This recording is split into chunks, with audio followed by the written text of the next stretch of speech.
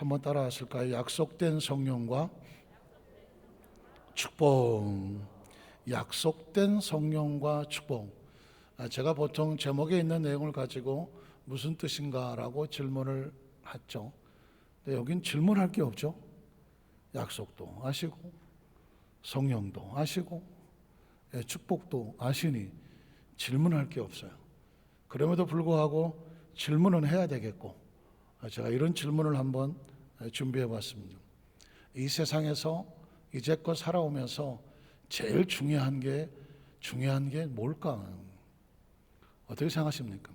지금 우리의 삶 가운데, 저와 여러분의 삶 가운데, 아니 나의 삶 가운데 지금 나에게 가장 중요한 게 뭘까? 어떤 분들은 효성이 지극하셔서 낳아주고 길러주신 부모님 하실 분도 계시겠고, 어떤 분들은 아내, 우리 교회는 아내라고 하시는 분들이 여러 분 계시더라고요. 근데 혹시나 해서 묻는 것인데, 나는 이 세상에 우리 남편이 최고다. 그때 막 그러지 마세요. 헷갈려요. 야, 2부에도 하나도 없었어. 3부에도 없네. 좀 들어줘요. 어쨌든 뭐 그건 각자 취향이라 그렇고, 자식 하니까 뭐 많은 분들이 자식이 제일 귀하다. 그렇죠. 또 어떤 분들은 뭐니 해도 돈이다. 돈도 귀하죠. 명예, 또 뭐 지위, 또는 나름대로 가지고 있는 여러 가지 목표 다 중요하죠. 어떤 분이 이렇게 말할지 모릅니다. 우리는 예수님을 믿으니까 예수님이요, 하나님이요, 뭐 이렇게 하실 수도 있죠. 중요하죠. 그러나 제가 충격적인 도전을 하면 심지어 하나님, 예수님보다 더 중요한 게 있다. 이렇게 되면 잘못 얘기하면 이단되는 수가 있습니다. 뭐가 중요할까? 한번 따라 하실까요? 내가 중요합니다. 이 세상에서요, 제일 중요한 건 나입니다. 아니, 하나님보다, 예수님보다 내가 중요하다고요? 목사님, 그것 좀 이상하지 않습니까? 이상하게 들리지만 저는 주장을 굽히지 않습니다. 왜냐하면 나라고 하는 존재가 뭘까요? 나는 하나님의 형상과 모양을 따라 하나님이 친히 우리에게 부어주신 생명이거든요. 생명. 나라고 하는 존재는 생명입니다. 그러면 이 생명이 있어야 부모도 있는 거고, 생명이 있어야 자식도 있는 것이고, 생명이 있어야 남편도 있는 것이고, 생명이 있어야 아내도 있는 것입니다. 돈이 많은들 생명이 없으면 그 돈이 무슨 소용이 있습니까? 명예와 지위가 하늘을 찌른다고 할지라도 뭐가 없으면, 내가 없으면 그게 나하고 무슨 상관이 있습니까? 조금 더 하나님의 존재를 우리가 알죠. 왜 모르겠습니까? 그분이 인간의 말로 우리가 하나님을 어떻게 할 수도 없을 정도로 우리의 모든 것을 초월하고 계시는 하나님이라는 존재라고 하지만, 누가 없으면, 내가 없으면 하나님 무슨 의미가 있습니까? 하나님이 의미가 있으려면 생명이 존재해야 되고, 생명이 존재하는 의미는 뭐냐? 하나님이 창조하셨기 때문이죠. 그래서 하나님의 존재야 이루 말할 수 없이 중요하고, 그러나 그 하나님을 인식하려면 뭐가 있어야 돼? 내가 있어야 되거든. 내가. 그러니까 이 이야기는 뭐냐면, 내가 제일 중요하니까 내 멋대로 살아라가 아니라 그 소중한 생명을 잘 살아라죠. 깨끗하게 살고, 거룩하게 살고, 안전하게 살고, 그렇죠? 잘 살려면 어떻게 되느냐? 전제 조건은 하나님 안에서죠. 하나님 안에서. 물고기는 반드시 물 안에 있어야 되는 거고요. 우리는 육고기, 포유류들은 물 바깥에서 살죠. 그러나 하나님의 사람들은 어디 안에 살아야 된다? 하나님 안에서 살아야 생명이 안 됩니다. 여러분 잘 사셔야 돼요. 건강하게 사시고 평안하게 사시고 행복하게 내가 잘 있어야 남편이 평안해야 아내가 평안합니다. 부모가 평안해야 자식이 평안합니다. 자식이 평안해야 부모가 평안하고요. 우리는 공동체에서 서로 평안하기를 축복합니다. 그러면 이 생명은 어떻게 존재했을까? 이 소중한 생명이 어떻게 존재했느냐고요. 성경에 보면 생명이 존재하기 위해서 성부 하나님, 성령 하나님, 성자 하나님, 삼위일체 하나님이 총동원해서 만든 게 생명이더라고요. 창세기 1장 1절에 보면 태초에 하나님의 천지를 창조하셨다.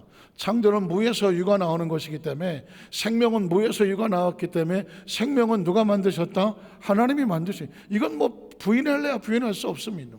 기독교에서 말하는 것이 아니라 존재하는 것은 반드시 창조한 자가 있기 때문에 존재하는 것이거든요. 하나님이 창조하셨다는 것은 우리의 생명은 어디서부터 나왔을까요? 하나님으로부터 나왔습니다. 2절에 보면 이렇게 말합니다. 땅이 혼돈하고 공허하며 흑암이 깊음 위에 있고 누가? 하나님의 영, 성령은 수면 위에 운행하시더라. 제가 수도 없이 말씀드린 운행이라는 단어는 영어로 인큐베이터라고 말한다. 인큐베이터 많이 들어보셨죠? 조산을 한 어린아이의 생명을 어머니 자궁처럼 인공 생명 보조장치를 가지고 자랄 수 있도록 만들어주는 게 인큐베이터거든요. 이 땅에 모든 존재하는 생명이 생명으로 존재할 수 있도록 안고 계시는 분이 계시는데, 그분이 뭐다? 하나님의 성령이요. 그러니까 생명은 성령이 안고 계시고 보호하셔야 살아갈 수 있는 것이죠. 그리고 성경은 계속합니다. 창세기 2장 7절에 보니까 야훼 하나님의 땅에 흙으로 사람을 지으시고. 혹시 반대하십니까? 사람의 육체가 왜 흙으로 지어졌습니까? 그건 말이 안 됩니다. 부인할 수가 없는 게, 사람이 이 세상을 떠나면 시신은 다 어디로 갑니까? 다 흙으로 갑니다. 먼지로 가거든요. 이건 부인할래야 부인할 수가 없습니다. 육체가 아무리 아름답게 잘 가꾸고 한다고 할지라도 결국 그 영혼이 떠나가면 육체는 한 줌의 흙으로, 진짜 딱 한 줌의 흙으로 땅속에 묻히는 것이거든요. 그러니까 흙으로 사람을 지으시고, 생기는 뭐냐면 하나님의 속으로부터 나오는 영이라는 것이거든요. 그래서 뭐 수도 없이 들으셨겠지만 생기란 단어가 나오면 헬라어로는 퓨니마라고 말하고 히브리어는 르아우라고 말한다. 그래서 하나님의 숨이다. 사람은 숨을 쉬어야 살지 않습니까? 하나님의 숨, 하나님의 생기, 하나님의 영이 어디 들어옵니까? 그 흙 속에 들어와서 불어넣으시니 사람이 비로소 뭐가 되더라? Living Spirit, 살아 움직이는 영이 되더라. 그러므로 저와 여러분을 포함해서 모든 생명은 하나님의 영이 들어와야 사는 것이죠. 생명의 본질은 뭐냐? 하나님의 영입니다. 성령이라고 말하니까 그 기독교에서 쓰는 단어 아니야? 그거 저 성령 뭐 이런 것도 저 일반 교회에서는 잘 안 쓰고 그 성령 충만하자고 그 뜨겁게 기도한다는 그 순복음교회에서만 주장하는 거 아니야? 혹시 이렇게 생각하십니까? 성령은 그렇지 않습니다. 성령은 모든 생명을 존재케 하는 본질이 뭐다? 성령입니다. 그러니까 성령이 있어야 생명이 있는 것이고요. 성령이 떠나면 죄송하지만 그 생명은 죽은 것입니다. 요한복음 1장 1절로 4절에 보면 태초의 말씀에 계셨다. 이 말씀이 이제 태초란 영어로 말하면 in the beginning of the time, 이 세상의 시간 그리고 공간이 처음 출발할 때 그걸 태초라고 말하거든요. 말씀이라고 하는 최고의 지성, 인간이 가지고 있는 각자 지성을 넘는 이 우주를 구상하고 만들 수 있는, 상상할 수 없는 최고의 지성을 말씀이라고 말하는데, 혹시 로고스라고 들어보셨습니까? 로고스 법무법인 할 때 쓰는 로고스는 뭐냐면 최상의 지성을 말하는 것이거든요. 근데 최상의 지성이 있었는데 이 말씀이 하나님과 함께 계셨으니 이 말씀은 곧 하나님이시더라. 이 말씀은 뭐로? 예수 그리스도 성자 예수님을 말씀하는 것이거든요. 그 다음 절에 보면 도대체 이 말씀이 왜 중요하냐? 그가 태초에 하나님과 함께 계셨고, 또 만물이, 그러면 이 세상에 존재하는 모든 것들은 누구로 말미암아 지은 바 되었다? 이 모든 것이 존재하려면 최고의 지성이 있어야 되겠죠. 최고의 기획, 구성, 하여튼 그 능력이 있어야 되겠죠. 그 능력이 있는데 그 능력의 본체를 예수 그리스도라고 말하는 것입니다. 예수 그리스도 말미암아 지은 바가 되었으니, 지은 것이, 만물이 존재하는 것도 하나도 누가 없이는, 예수 그리스도라고 하는 최고의 지성이 없이는 된 것이 있다 없다? 없다는 것이죠. 그러니까 제가 아까 서두에 말씀드렸던 것처럼 저와 여러분이라고 하는 생명이 존재하기 위해서 궁금해야 되지 않습니까? 우리 생명이 도대체 어떻게 존재했을까 궁금하지 않습니까? 이 생명의 존재는 하나님의 말씀으로, 그리고 하나님의 영으로, 성자 예수 그리스도 하나님의 최고의 지성으로 연합해서 만들어진 존재가 누구다? 저와 여러분입니다. 그러니까 우리 생명은 아유 뭐 저 같은 존재가 하찮은 내가 우리가 볼 때는 뭐 하찮고 뭐 내가 보기에 그렇게 평가할지 모르겠지만 하나님의 작품이란 관점으로 보면 어느 누구와 비교할 수 없는 최고의 가치를 가진 존재가 누구다? 누구다? 나라는 거예요. 저와 여러분이 인정하든 인정하지 아니하든 하나님의 작품으로서 저와 여러분은 최고의 하나님 만드신 최상의 작품이에요. 때문에 성경은 이해할 수 없는 이야기를 하죠. 우리 인생은 뭐보다 중요하다? 뭐보다 귀하다? 천하보다 귀하다고 말합니다. 우주 만물이 뭐 물질로 따지면 상상할 수 없겠지만 그 우주 만물과 우리의 생명과 바꾼다 안 바꾼다? 안 바꾼다는 것이냐. 왜냐하면 하나님이 만드신 우리라는 존재는 이렇게 소중한 존재거든요. 그러면 그 소중한 존재를 약속하셨던 하나님과 그리스도 성자 하나님, 성령 하나님 가운데 오늘은 이 약속된 성령으로 성령 하나님 대해서 말씀을 나누는데요. 첫 번째로 구약에 약속되어 있는 성령이다. 성령이란 단어 아까도 제가 말씀드렸지만 기독교에만 쓰여지는 그런 어떤 성경적인 종교적인 용어가 아니라고 말씀했죠. 성령은 저와 여러분의 생명이 존재하기 위한 본체와 본질이에요. 나는 누구인가라고 말할 때 육체와 영혼을 말할 것이고 그 영혼은 무엇인가 라고 할 때 어디서 왔나 했을 때 하나님으로부터 하나님의 생기가 왔으니 그럼 하나님부터 온 것은 뭐다? 영이다. 영혼을 부정하지는 않겠죠. 그 영혼은 하나님부터 왔으니까 나는 뭐가 있어야 산다? 하나님의 성령이 있어야 사는 것이죠. 그러면 그 성령은 어떻게 오는 것이냐? 하나님으로부터 와서 약속된 것이다. 창세기 2장 7절에 보면 아까 똑같은 말씀이죠. 야훼 하나님이 땅의 흙으로 사람을 지으시고 생기를 그 코에 불어넣으시니 사람이 비로소 존재하는 생명이 됐다. 그러니까 인간의 생명의 본질은 하나님으로부터 온 영이다. 두 번째, 창세기 6장 3절에 보면 영이 떠나면 죽는다. 야훼께서 이르시되 나의 영이 하나님의 영이 영원히 사람과 함께하지 아니하겠다. 노아 시대의 사람들이 죄를 범하여 하나님, 제가 아까 하나님 아니라고 말했는데 밖으로 나가버리니 하나님의 영이 떠날 수밖에 없습니다. 인간은 뭐가 떠나면 죽는다? 하나님의 영이 떠나면 죽는다는 거예요. 꼭 기억하셔야 돼요. 살아있어도 하나님의 영이 없으면 죽은 자와 같아. 그 하나님의 영은 종교적인 체험이 아니라 생명의 본질이고 내가 살아 숨을 쉬려면 하나님의 영이 우리 속에 함께 있어야 된다. 그런 노아 시대 사람들의 심판을 받은 이후에 첫 번째 목적은 뭐냐? 하나님의 영이 떠나버려서 육체가 돼버림. 그래서 이는 그들이 뭐가 됐다? 육신이 됐다. 영이 떠나면 인간은 뭐만 남는다? 흙만 남죠. 육신만 남습니다. 그러나 그들의 날은 육체로 120년 정도 살 수 있을 것이다 라고 말했습니다. 그러니까 영이 있어야 사는 것이고 영이 없으면 죽은 자와 같아요. 창세기 41장 37절로 39절을 보면 충격적인 사건이 하나 벌어집니다. 노아 시대 이후에 하나님께서 하나님의 영을 거둬가셨다고 말했는데 하나님의 영을 받은 사람이 나옵니다. 바로와 그의 모든 신하가 이 일을 좋게 여긴지라. 바로가 그의 신하들에게 이르되 이와 같이 하나님의 영이란 단어가 나죠. 지금 이 이야기는 요셉의 이야기를 말하고 있습니다. 애굽에 내려가서 바로의 꿈을 해석하고 그 위기를 건져냈는데 바로가 보니까 바로는 지금 파라오죠. 애굽은 이집트라고 말하는데 이 파라오 왕이 보니까 이 사람이 보통 사람이 아닌데 신적인 사람인 거예요. 그가 믿는 하나님이라는 영이 감동되지 않고는 이런 일을 할 수가 없어. 미래를 예측할 수 없으며 대응할 수가 없거든. 아차, 이 사람은 하나님의 영이 함께하는구나. 그러면서 고백합니다. 하나님의 영에 감동된 사람을 우리가 어찌 찾을 수 있으리요 하고, 그리고 다음 주 요셉이 이르되 하나님이 이 모든 것을 너희에게 가르쳐서 보이셨으니 너와 같이 명철하고 지혜 있는 자가 없다. 명철과 지혜가 어디서 왔나요? 요셉이 부모로부터 받은 게 아닙니다. 하나님의 영에 감동되어지는 것. 하나님의 성령은 지혜와 총명의 신이고 모략과 재능의 신이고 지식과 하나님을 경외하는 신입니다. 성령이 우리에게 오시면 하나님의 지혜를 주시고, 믿으십니까? 명철을 주시고 하나님을 아는 지식을 주시고 하나님을 알게 하고 예수를 구주로 고백하게 되고 성령의 역사와 은사가 나타나거든요. 그러니까 요셉에게 하나님의 영이 임했다. 무슨 생각합니까? 이 시대에는 특별하게 하나님의 사명을 받은 자에게 하나님의 영을 주셨어.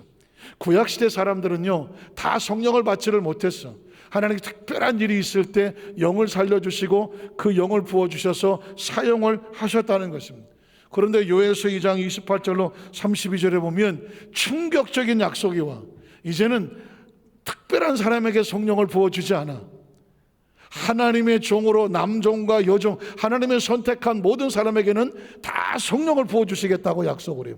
읽어볼까요? 그 후에 내가 내 영을, 하나님의 성령, 홀리 스피릿이라고 말하는 하나님의 영을 누구에게? 딱 10,000명만? 딱 10,000명만 줍니까? 만민이란 뭐네? 천하 모든 민족, 백성, 그걸 만민이라고 말해. 만민에게 어떻게 하겠다? 부어 주시겠다.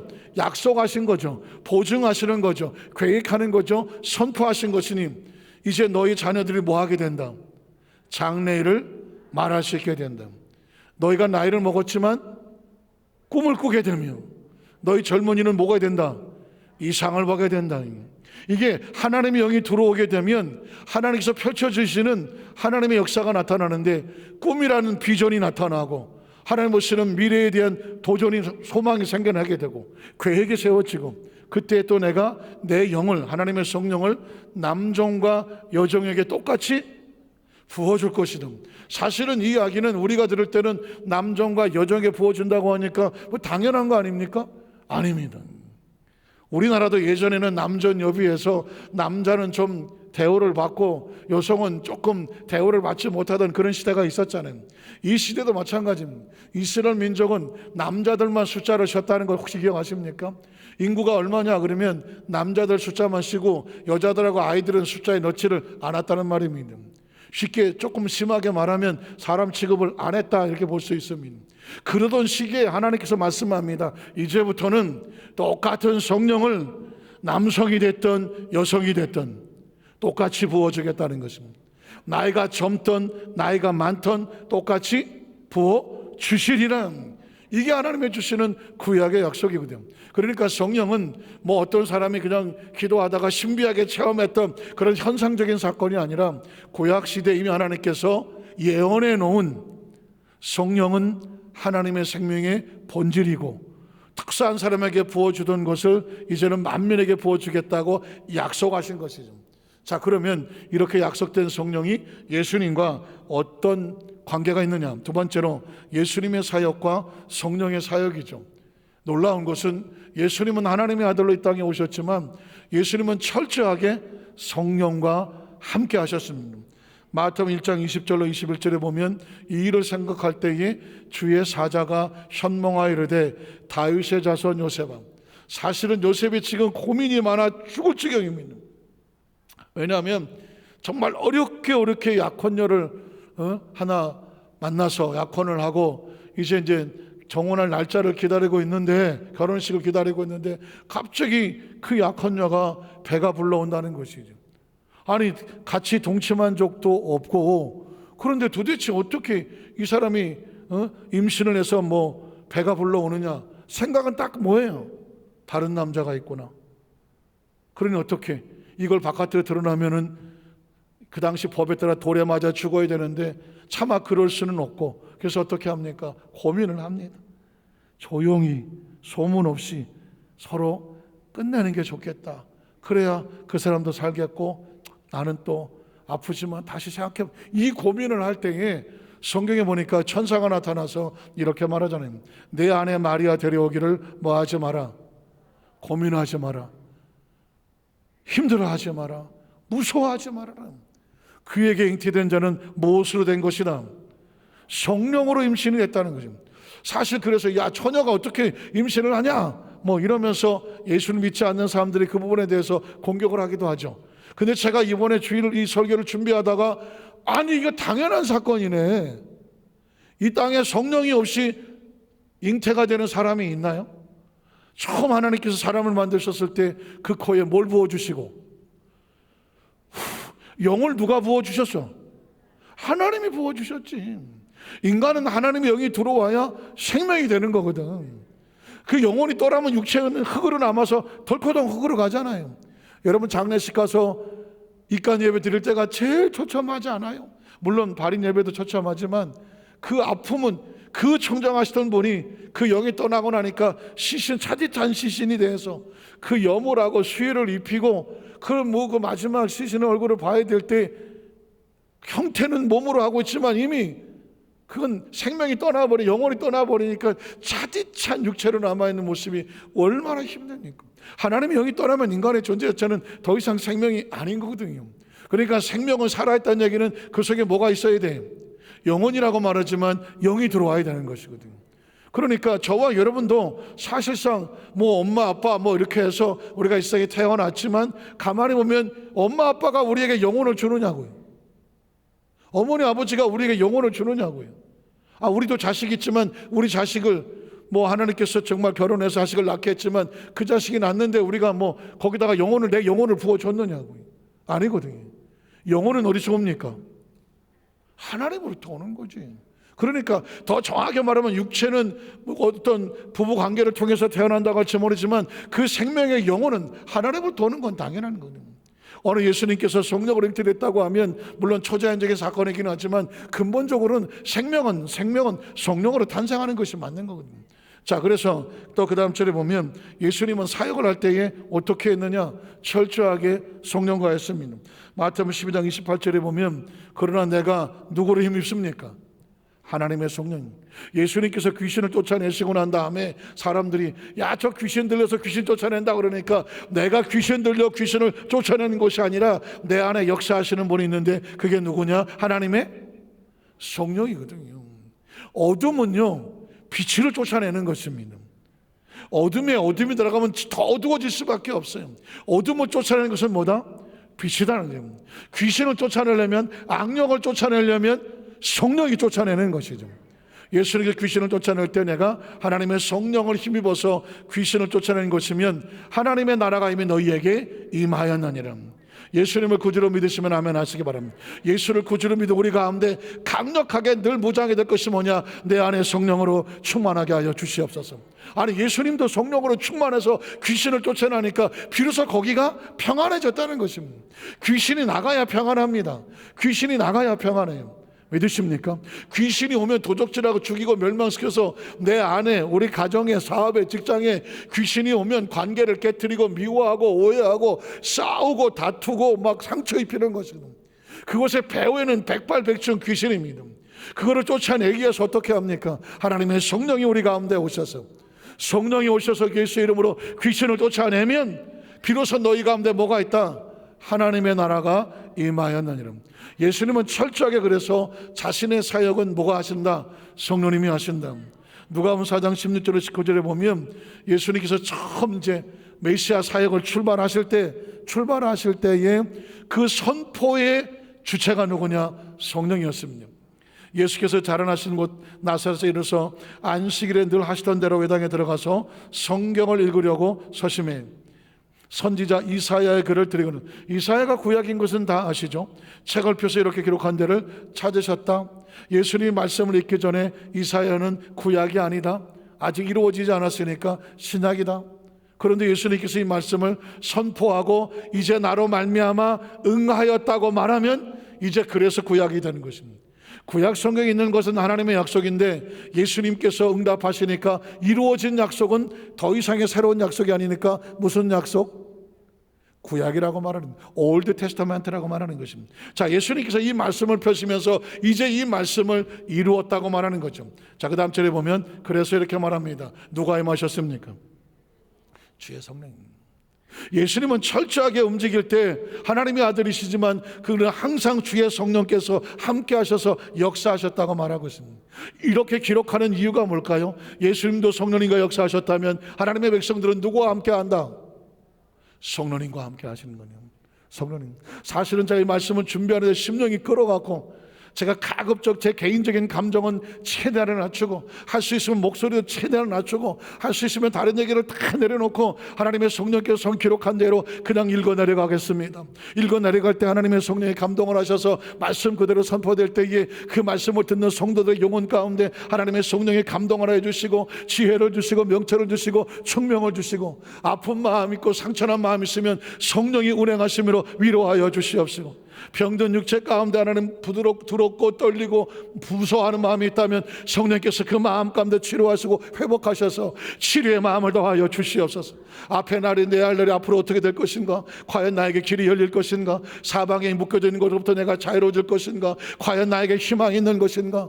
이런 고난 저런 건 낙심하는 성도 가운데 성령님 운행하여 주셔서 지혜를 주시고 명철을 주시고 성령의 마음에 믿음을 주시고 확신을 주셔서 나에게도 아직 길이 있구나, 길이 열려질 수 있겠구나, 자유함이 임하게 하여 주시옵소서. 오늘 이 자리에 서게서 그런 간절한 마음을 들고 올라왔거든요. 오늘 그랬더니 오늘 성경에 보니까 오늘 성령님은 바로 그런 역사 하시더라고요. 주의 성령이 내게 임하셨으니 이런 가난한 자에게 복음을 전하게. 가난한 사람에게 복음이 복된 소식이 뭘까요? 가난에서 빠져나오는 거지. 너도 그 가난에서 빠져나올 수 있으며 너도 부유해질 수 있다.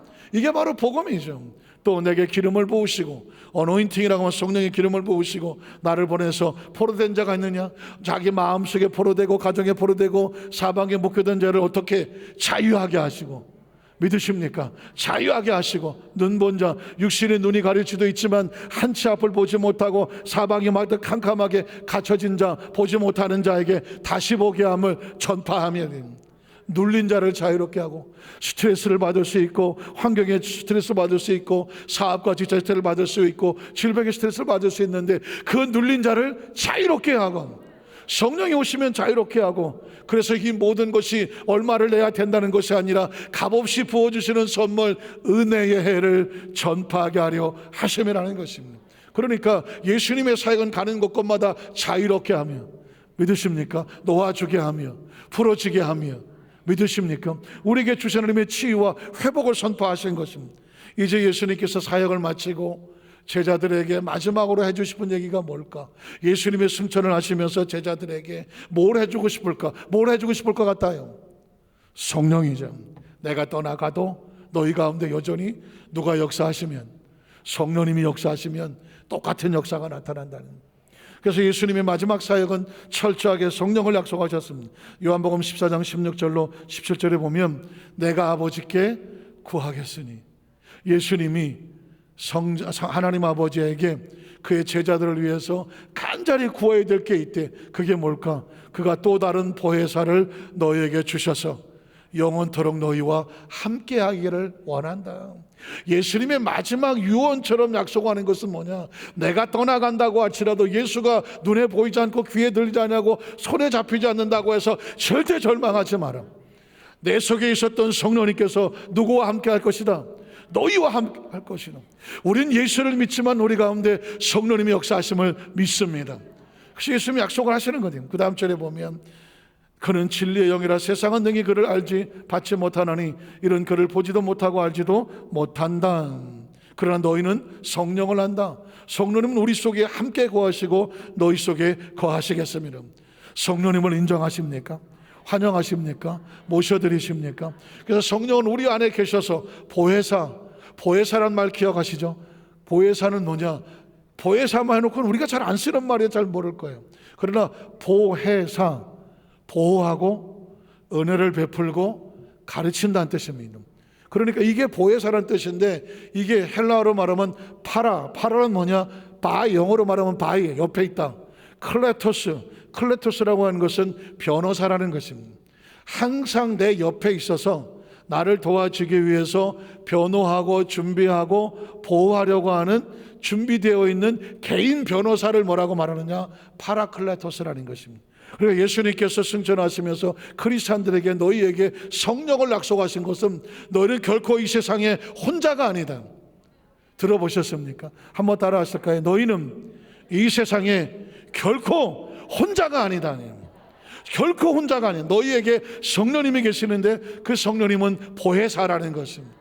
혹시 가장 믿었던 사람에게 배신을 당했습니까? 가장 믿었던 사람을 혹시 최근에 잃으셨습니까? 그래서 모든 것이 없고 홀로 남은 것 같습니까? 사방이 막막하고 아무것도 없는 것 같았습니까? 오늘 예수님께서 말씀합니다. 그럼에도 불구하고 너는 결코 혼자가 될 수가 없다. 내가 너에게 약속했으니 그게 누구다? 보혜사 성령님이다. 그 성령님은 너희와 함께 계시고 우리 속에 계신다는. 누가복음 24장 49절에 보면 예수님이 승천하시니 또 말씀하시죠. 볼지어다 내가 내 아버지께서 뭐 하신 것, 약속하신 것입니다. 성령은 무슨 영이다? 약속의 양입니다. 약속했다는 얘기는 예약이 되어 있어, 보증이 되어 있어, 준비가 되어 있어. 약속했으면 그 약속을 주장하면 약속을 이루게 되어 있어. 그러니 예수님께서 하나님에게 부탁을 하고 하나님이 약속해 놓은 거니까 너희는 성령 받기를 뭐 해라? 구하고 믿고 부르짖고 뭐 해라? 기다려라는 것입니다. 약속을 너희에게 보내리니 너희는 어떡하라고? 위로부터 능력으로 입혀질 때까지 이 생에 머물지 말고 능력 받고 움직여라는 거예요. 능력 받고.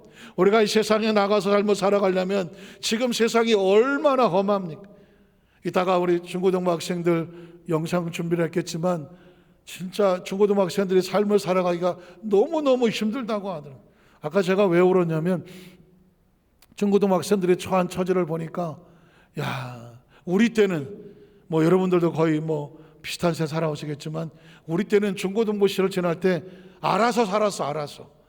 알아서 커라야. 부모님들도 먹고 살기 힘들고 각자 생년용태 하기 때문에 아마 그 전에서 다 알아서 컸어.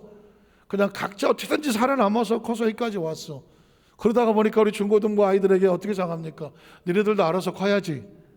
왜? 내가 알아서 컸기 때문에 그렇게 당연히 생각하지. 근데 그 시대하고 달라. 이 시대는 우리보다 너무 더 어려운 시대에 살고 있어. 겉으로 보기엔 먹고 살기 뭐 이런 데 생활은 훨씬 좋아졌는데 아이들이 겪기에는 너무 어려운 사대에 살고 있어. 제가 왜 울었냐면 이 중고등부 또는 청년부 다음 세대 교회학교를 위해서 우리가 해야 될 것, 교회가 해야 될 게 뭘까? 저들이 해야 될 나가는 데서 도움이 될 수 있는 거는 최선을 다해서 우리가 도와야 되는구나. 그들을 선교하고 지켜주고 기도해주고 저들의 마음을 만져주고 눈물을 닦아주고 저들이 힘들어하는 것을 왜 힘들어하는지 같이 공감을 해주고 같이 손잡아 줘야 되는구나. 그게 우리가 해야 될, 이 시대가 해야 될 것이구나. 내가 하고 우리가 하고 당신이 하고 모두가 해야 될 것이구나. 그런 마음이 들려오더라고요.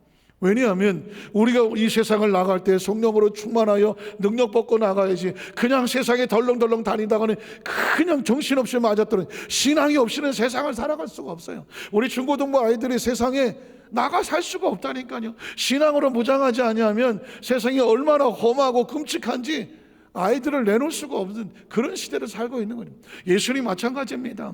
예수님이 승천하며 제자들을 보내는데 그 세대에 내려오면 다 나가 떨어지게 생겼어. 그래서 어떻게? 능력 받고 나가라.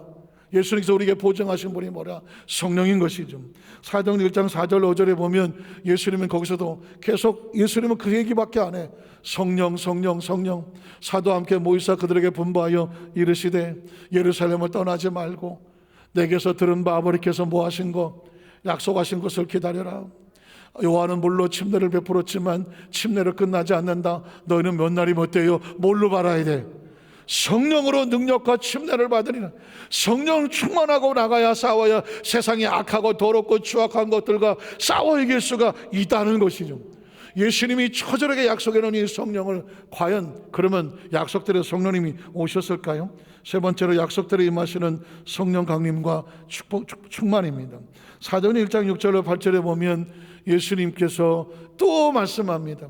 그들이 모였을 때 예수께 여쭈어 이르되 주께서 이스라엘 나라를 회복하심이 이때니까 하니 이르시되 때와 시기는 아버지께서 자기의 권한에 두셨으니 너희가 알 바가 아니다. 오직 너희가 우선적으로 해야 될 것은 이 세상에 나가기 전에, 사회에 나가기 전에, 직장에 나가기 전에, 지금 주어진 모든 것들을 이겨나가기 전에 먼저 해야 될 것은 성령이 너희에게 임하시라는 것. 성령을 받아서 성령이 충만하고 성령이 임해지면 너희가 비로소 나갈 수 있는 권능을 받게 된다. 예루살렘과 온 유대와 사마리아 땅까지 이르러서 내 증인이 되리라 하시니라. 성령의 충만이 먼저 우선인 것입니다. 그래서 사도행전 1장 12절로 14절에 보면 제자들이 그 감람산 감난원이라는 산으로부터 예루살렘에 돌아오니 이 산은 예루살렘에서 가까워 안식일에 가기 알맞은 길이라. 들어가 그들이 요한은 다락방으로 올라가니 어디서 많이 들어본 이름들이 나오죠. 베드로, 요한, 야고보, 안드레, 빌립, 도마, 바돌로메, 마태, 알페오의 아들 야고보, 셀로닌, 시몬, 야고보의 아들, 다 예수님의 제자들이 다 거기에 있었습니다. 그리고 같이 있던 여자 제자들과 예수의 어머니 마리아와 예수의 동생들과 더불어 마음을 같이 오로지 뭐 하더라? 기도에 힘쓰더라. 왜? 예루살렘 떠나지 말고 아버지 약속하신 것이 임하도록 기다리는 동안에 뭐 하는 거죠? 기도하는 것이거든요. 기도는 아무나 하지 않습니다. 약속을 믿는 사람이 합니다. 기도는 아무나 하지 않습니다. 약속을 기대하는 사람이 하는 것이죠. 주는 우리 여도수 안산교회 성도들은 최근 하나님께서 강력하게 기도하게 하시는 걸 혹시 느끼십니까? 기도하게 하시는 걸 느끼십니다. 수요 예배 때가 그렇고 철 예배 때가 그렇고 적어도 최소한 20분 30분을 방언으로 기도하고 성령으로 충만하고 부르짖어 간구하여 기도하면 더 기도하는 사람이 많아지기 시작했습니다. 이 재단을 세우면서 기도하기를 시작하고 있습니다. 왜 그런지 아십니까? 기도할 때 성령님이 역사하시거든. 기도할 때 치료 역사가 나타나는. 나는 기도에 있을 뿐인데 기도 가운데 약속이 이루어지거든요. 한번 따라 우리가 기도하면 약속이 이루어집니다. 약속이 이루어집니다. 기도가 하다가 자유로워지고, 기도하다가 귀신이 떨어져 나가고, 기도하다가 가난이 저주가 떨어져 나가고, 절망이 빠져 나가고, 내 속에 숨어 들어왔던 나를 병들게 하던 귀신들, 질병에서 빠져 나가는 건 뭐냐? 우리가 기도할 때, 기도는 선택이 아닙니다. 기도는 살려면 해야 되는 것이거든요. 기도는 생명하려면 하려고 하는 거죠. 최근 하나님께서 저에게 주시는 은사가, 제가 아주 철저하게 그 은사에 순종하려고 애를 쓰고 있는 것인데, 성령께서 감동을 주시는 거지. 제가 뭐 몇 주 전에 또 간증을 했지만, 아니 전혀 예상치 못한 사람이, 그 사람의 상태가, 영적 상태가 보이고 몸의 상태가 보이고, 상태가 보여. 그래서 어디가 아픈지도 알겠고, 내일 내려가서 같이 식사하자고 했을 뿐인데, 뭐 밥 먹으러 간 자리가 아니라고 하고, 그 사람 붙잡고 기도해 줘야 되고, 그분의 앞으로 될 미래 비전에 대해서 보여주는 거예요. 정말 그런 일이 날까? 제가 주일날 설교한 적이 있잖아요. 난 이게 미래적인 사건이다. 나 사실 이게 진짜 될지 안 될지 모른다. 우리 사람 말한다. 그 진짜가 됐을 때 말하지, 아직 되지도 않은 걸 왜 얘기하냐고. 만약에 그게 안 맞으면 어떡하려고 그러냐고. 맞는 얘기죠. 이때까지 목회하면서 미래를 얘기해 본 적도 없고, 그게 될지 안 될지 모르면서도 제가 얘기한 적이 없었어요. 근데 그 얘기를 하게 하시더라고, 마음에. 그리고 나는 내가 하나님과 확인하고 싶었어. 이게 하나님께서 주신 비전입니까? 하나님께서 주신 꿈입니까? 근데 그 다음 주에 다음 날 나가서 그분을 만났다고 말했잖아요. 만나서 보니까 내가 얘기하기도 전에 그 어려운 상황, 아팠던 상황, 진짜 여기가 아파서, 저는 지금 밥 먹으러 온 것도 아니고 기도하고 싶습니다. 부여잡고 한참을 기도해요. 그분이 가지고 있는 비전인데, 조심스럽지만 2부 때도 내가 말을 못했는데 3부에 하네. 큰 일을 앞두고 하시면 하나님 역사하시고 축복해 주시라고 간절히 기도했는데, 이제는 제가 그분의 이름을 얘기해도 된대. 이번에 안산시장이 되신 이민근 시장님이야. 시장님. 그 재정길 후보님도 훌륭하시잖아. 윤하섭 후보님도 그때 현 시장 하셨던 분도 훌륭하신 분, 다 훌륭하신 분들이거든. 그런데 다 하나님 누굴 세워도 안산을 잘 끌어가긴 하겠지만, 왜 하나님께서 이민근 이분을 보여주시고, 그분이 너무 힘들어하고 아파하는 걸 보여주시고, 그리고 그분하고 식사하는 자리를 우연찮게 만들어줬는데 왜 나는 밥을 먹으러 간 게 아니라 그분을 붙잡고 기도하게 하셨을까? 펑펑 울며 기도했거든요. 그분도 펑펑 울며 기도했어. 요번에 보니까 100몇 표 차이밖에 안 났더라고. 100몇 표. 하나님께서 그 시장이 되셨다는 얘기를 듣고 나서 시장을 만든 이유는 딱 하나더라고. 안산을 바꿔라요. 안산을 바꿔라. 전직 시장님들도 다 애를 쓰셨지만 이제 새로운 안산의 비전과 꿈을 위해서 하나님께서 사용하시려고 세웠습니다. 이 안산에 다 기도하시는 분들이겠지만 이민근 시장님이 기도하시는 분이더라고. 하루 24시간을 눈물로 기도하는 하나님의 사람이더라고. 그 하나님께서 세우셔서 성령으로 역사하여 주시고, 그분을 세월 통해서 하나님 안산을 바꾸는 최고와 최선과 최대 축복의 역사가 나타날 줄로 믿습니다. 하나님께서 우리 감사 박수 한번 드릴까요? 한번 드릴까요? 저는 안산에 대한 소망을 가지고 있습니다. 처음에 농담처럼이겠지만 이스라엘 백성인 가나안 땅이 있고 대한민국엔 가나안산이 있다. 이해가 되십니까? 대한민국의 중심은 안산이다. 뭐 안 산다 그러다가 사는 동네가 아니라 살고 싶어서 사방에서 밀려오는 동네가 될 것이다. 왜냐하면 이 땅이 기도하는 땅이고 거룩한 땅이고, 여기 누가 있기 때문입니까? 여기도 순복음 안산교회가 있잖아. 그런 프라이드를 가진, 딴 게 아니라. 그래서 지금 제가 막 기도하러 가면요, 그 사람의 영적인 상태도 알겠고, 하나님께서 주시는 거 아픈 것도 알겠고 같이 느끼게 기도하면서 하나님이 치유하시고자 하는, 예전 같으면 제가 최대한의 자제하려고 몸부림을 쳤는데 지금은 손 다 내놓고 성령님이 역사하신 대로 운행하시라고 맡기고 있어. 어디까지 끌고 가시나, 어디까지 하나님의 은사가 나타나나. 우리 여도수 환자교회 성도님 여러분, 모일 때마다 여러분이 제단을 채우셔서 같이 기도하자고요. 같이 방언으로 기도하고 성령 받기 기도하고 재충 받기 기도할 때 하나님께서 이곳 성도들을 만지시고 일하셔서 여기서도 기적이 일어나고, 기도하는 처소에도 기적이 일어나고, 시간과 공간을 초월해서 하나님의 성령 역사가 운행하실 줄로 믿습니다. 오늘 왜 제자들이 그 앞에서 기도합니까? 하나님의 역사가 나타나시도록 하는 거죠. 결국 사도행전 2장 1절로 4절에 보면 그 기도 가운데 이런 역사가 나타났습니다. 오순절 날이 이미 이르매 그들이 다 같이 한 곳에 모였더니 호련히 하늘로부터 급하고 간 바람 같은 소리가 있어서 그들이 앉은 온 집에 가득하며 마치 불의 여처럼 갈라지는 것들이 그들에게 보여 각 사람 위에 하나씩 임하여 있더니 그들이 다 성령의 충만함을 받고 성령의 말하겠음을 따라 다른 언어들로 말하기를 시작하더라는 것입니다.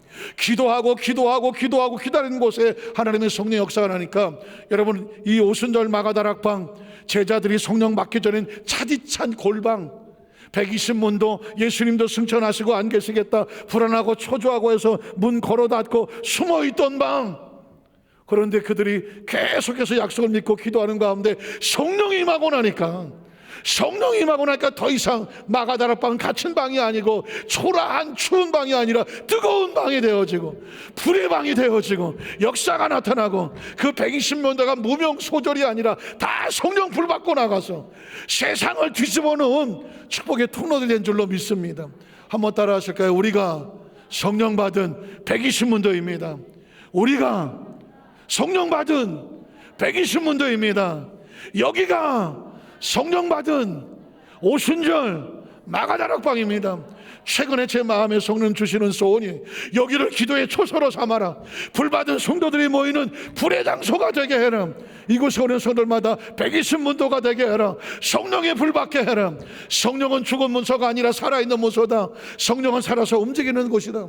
오늘 저와 여러분의 마음속에 생각 속에 강력한 성령의 임재와 능력으로 말미암아 치유되고 회복되고 초대교회가 모이면 기도하고 흩어지면 전도해서 성령의 역사가 나타났는데, 다시 한번 초자연적인 초대교회 역사가 우리 여의도수 만산교회와 성도를 통해서 그대로 재현되는 역사가 있기를 주님의 이름으로 축원합니다.